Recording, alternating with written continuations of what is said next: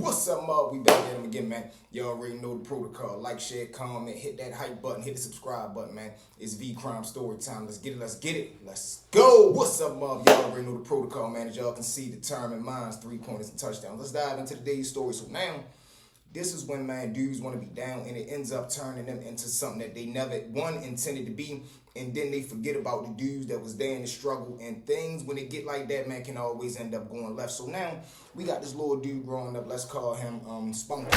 So now, little Spunky, for real, he got a thing for, he comes from the everyday life, meaning he was just a regular dude around the block, and like I always tell you, just because you live in the ghetto, that don't mean you're a hood type of dude. So now, he doing his 1-2.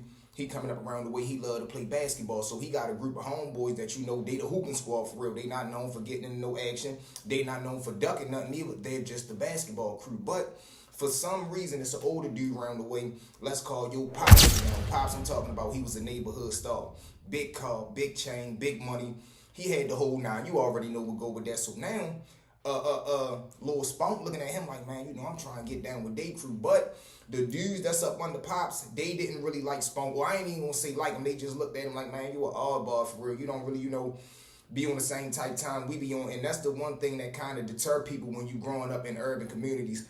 You could want to be the cameraman, and you could genuinely just want to be the cameraman. But every time you come outside, you got dudes teasing you. You got dudes getting on you about you not doing criminal behavior, and then in your mind you looking at it like, man, I gotta live here for the next I don't know how many years. I might as well do what everybody else doing just so I can fit in and avoid all the problems. And that's the one thing that I always feel sorry about with dudes that don't got a strong enough mindset to just, you know, navigate and stay away from it. So now he starts, you know, trying to holler and get down with the dudes that's up under Pops. He like, man, what's up, yo? He trying to start hustling because he ends up having a knee injury one day at the basketball game. Basketball career is over. So now he looking at it like, the one thing that I love to do, which is basketball, I can't play no more, so I might as well get with these dudes. And his homeboys, they were still riding with him, but they still had hoop dreams. So it's like, man, you know, we can't just be coming over here every day missing practice. We got to still go to practice. So now he more so in the house by himself doing his 1-2, but now he wants to make his way outside. He's slowly coming out during the day.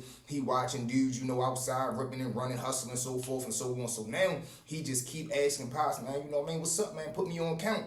Pops like, listen, man, you ain't ready. This life ain't for you. And to Pops' credit, he did tell him no a lot of times. It get to the point where it's though about the 15th time, Pops like, all right, listen, man, you get X amount of money, I'm gonna be able to put you on just Spunk luck. He got a settlement check coming, y'all. So boom, when he catch the check, he like, man, you know, this is my big opportunity right here. And it was so crazy how turned out he was as far as him wanting to be a hustler, because he could have did so much stuff. He could have did so much other things with the money, and he could have just waited until his knee got better and tried to get back into basketball. But he was already turned out by the streets. He already had his mind set up on this is what he wanted. The settlement check.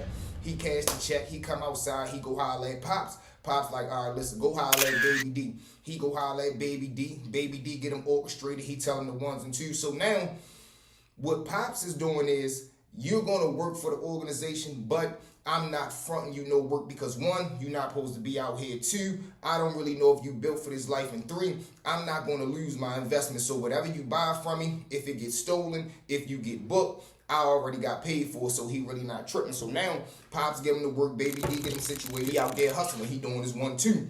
He ends up, you know, he on count now, and he really can hustle because he was a likable person. The same type of charisma that he had on the basketball court, and not only that, the leadership, because he was a point guard. It's a different type of swagger when you a quarterback, running back, point guard, big boy, the center. You got a different type of swagger with you because you got a different type of attention growing up your whole life playing sports, and then you translate that into the streets. So now, he doing his 1-2. He start to get his own little crew. Like, yeah, he worked for Baby D and Pops, but it's some dudes that you know, coming up through the ranks as well, and they start to form their own bonds. So now, he like, man, you know, like, I'm looking at y'all how I used to look at my basketball crew. Y'all my best friends now, because now, every time we get the package, we going in the track, busting it down together, bagging it up together. We out here late nights, early mornings, selling out together. And now we get to the point where there's no gunplay is involved. And what I mean by that is, you got to be able to govern and protect all this product. You got to be able to protect and govern all this money that you're making, because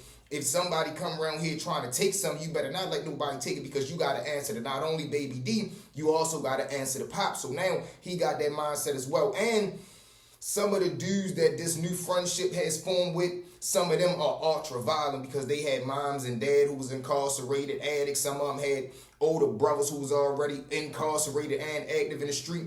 So they having a different mindset from Lil Spunk, who just a regular little in-house kid who, I don't want to say he's playing street, but he's trying to do street, meaning like he's not born into this. So him going through the ranks, he really trying his hand, because it could go good, it could go wrong. And what I mean by going good is he could really fall in love and be good at doing it. You getting involved in the streets is never good. It's never the way. I always tell y'all, don't get involved. But when you looking at it from a perspective of the person that's actually in the street, this is what a good run is and this is what a bad run is. So now he doing his thing. He got the iron on his hip. Situation pop up. Some niggas from another project come around there. They already know that Spunk and his little crew be out there. That they be out there on the late night. So now when they spin around, they jump out. Whole time Spunk is on guard. He at the top of the block with the iron on his hip. His homeboy right there hitting in the hole. So when they come to cop from the homeboy and Spunk see his homeboy get grabbed up, he do what he supposed to do. He come out the hip, start letting that motherfucker go. Bang, bang, bang, bang, bang.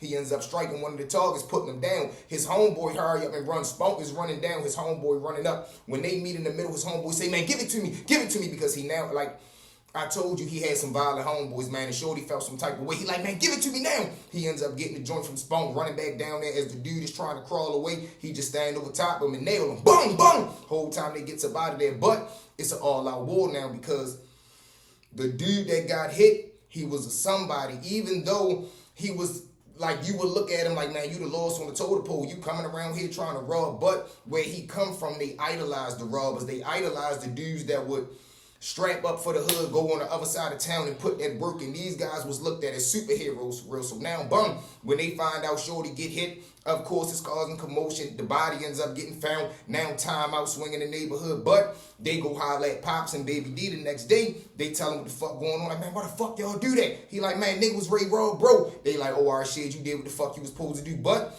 now they looking at it like, man, you know what's up? Y'all gonna be out here with us because I already know it's gonna be a war. And this is when you find out the hard way and the sad way, everybody not loyal, or it's this thing called tough love. So now Pops, he tell Baby D, you know, let them niggas sink or swim. Let's see if they really gonna stand on that shit, or was this just an accident? Even though they didn't just call the M1, they still putting them through the test, y'all. Still putting them through the intensity chamber just to see, was that shit a fluke? Because you could have just got scared and you know, did what you had to do. Or is this shit really in your blood? Because if it's really in you, you got a promotion in your future. So now, look at that. How you go to work at a 9 to 5, you just got to do your job and you get a promotion. Out here in this jungle, you got to go through so much wicked and wild stuff. Then you get promoted, and that shit might cost you your freedom, your liberty, your life, or your fucking loved ones. So now, boom, just as suspected, about a week go by, one of the good men around the way ends up getting clipped. The dudes from the other project come around, they catch him walking to the store, coming back, head down, rolling the blunt.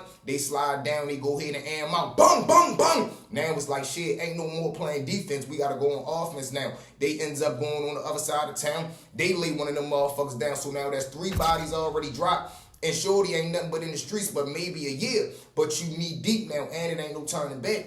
It gets to the point one day he caught outside slipping on a late night tip. He gets shot 3 times now. When he gets shot, he go down shot trauma. Everybody come down there and holler at him. He looking at it like, man, you know, in his mind, he like, man, I don't want to do this shit no more, because it's like, like I told you, he came from a good family. So when his peoples come down and spit him and get to holler, and they like, man, listen, I don't know what you involved in, but you need to get out of this, man. This is not you. I'm seeing it in your eyes. You hurting. You don't want to be involved with this. You was scared when the doctor told you he don't know if you was going to make it. You was losing your fucking mind. This is not your life, Spunk.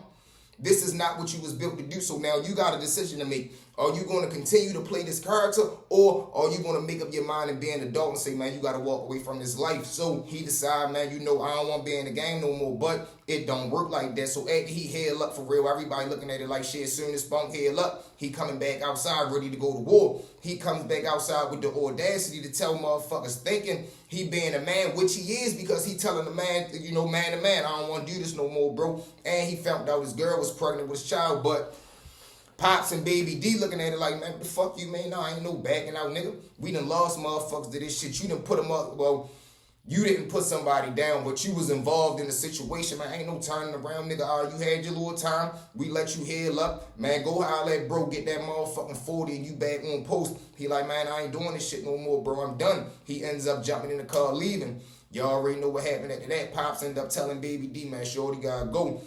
Like I told you, he expecting a child. So about 2-3 weeks later, him and his baby mother going down to the doctor office to get her checked out, sonograms and everything. She get the sonogram, find out he having a son. On the day he finding out he having a son, man, he shoot back home, drop her off. He ready to go grab a bottle so he can celebrate. Not him and her. He was going to get some 1942. He was going to get her some white wine. Whole time he goes down to the bar. As he coming back out, Pops and Baby D spinning up top in the car. They bend the corner, boom. Baby D drop Pops off. Pops go holler at the nigga right there, cause he don't really want to be in the scene. Baby D buck a U-turn. By the time he buck the U and he get back to the stop sign, this is a back block for real, like a cruddy little street. Whole time Spunky is coming out the bar, Ray jumping his car. Baby D jump out, he punish him right there. Bung, bung, bung! Leaving him 3 to the upper torso. Whole time Spunk fall. Baby D come running right there, stand over top. He finish him. Bung, bung! He go ahead, run back to the car. Asses off. Skirt! Woo! On the day that shorty found out he was having a son, man. He on his way down to the bar just to get a little white wine and some 1942 just to celebrate that I done gave his life up. And now, in his mind, he really thought that the game was going to let him go. He really thought these guys was going to say, all right, man, go ahead, Spunk. You know what? You done paid enough dues to the block and to this situation. Go ahead and do what you ready to do, man. You ready to be a father. Be here for your son. No, the streets don't care about nobody, bro. And this is why I tell y'all, don't get involved. But he ends up, getting left right there. Baby mother, she hear the shots going off. She comes outside. She ends up getting the word. That's Spunk down there. That's Spunk. She runs down there pregnant with her child in her belly. She shoots down to the bottom of her block. She lays right there holding her baby father in his hand. As he's slowly passing away, she loses her mind. Start crying, tears falling on his chest as he's bleeding out. Everybody right there, crowd and ambulance and the police arrive. They rush him down there, but it ain't much they can do. They ends up pronouncing him at the scene, but they still shoot him down, shock trauma to see if they can bring him back. They do the best that they can. Nothing goes, but it was what it was. His baby mother ended up skipping town, moving out there with her mom and her dad, raising his son. He say his son out there in I want to say Virginia or North Carolina. And it's so crazy, shorty, a beast on the hooping tip, just like Spunk, man. But this is the wild life, bro. And this is why I tell y'all, don't get involved and stay out the way. But with that being said, Mob, thank y'all for riding with me. Well, you fell a lot with your boy Stories with V. At this time, one more time for me, Mob. Like, share, comment, smash that hype button, smash the subscribe button, man. We'll be at 100K in no time. From the bottom of my heart, it's V Crime Story Time. I love y'all. Let's get it.